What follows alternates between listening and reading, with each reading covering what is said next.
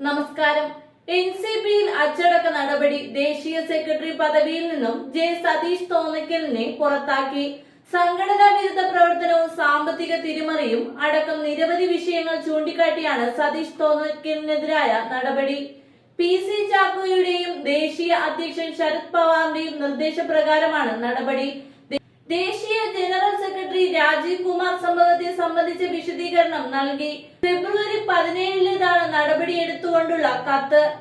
സതീഷിന്റെ പ്രവൃത്തികൾ പാർട്ടിക്ക് അവമതിപ്പുണ്ടാക്കിയെന്നും കത്തിലൂടെ അറിയിക്കുന്നു. എന്നാൽ നടപടിയെടുക്കും മുമ്പ് തന്നെ പാർട്ടിയുടെ മുഴുവൻ ചുമതലകളിൽ നിന്നും രാജിവെച്ചിരുന്നു എന്നാണ് ജെ സതീഷ് തോന്നിക്കൽ പറയുന്നത്. പദവി ഒഴിയുന്നത് അറിയിച്ച് ഫെബ്രുവരി 9-ന് നേതൃത്വത്തിന് അയച്ച കത്തും പുറത്തുവന്നു. കുട്ടനാട് MLA തോമസ് കെ തോമസിന്റെ ഭാഗത്തുനിന്നുണ്ടായ മോശം പെരുമാറ്റത്തെ തുടർന്നാണ് രാജിയെന്നാണ് സതീഷ് തോന്നിക്കലിന്റെ കത്തിൽ സൂചിപ്പിക്കുന്നത്. തോമസ് കെ തോമസിന്റെ ഭാഗത്തു നിന്നും തുടർച്ചയായി അപമാനവും അപകീർത്തികരമായ നടപടികളും നേരിടുകയാണ്.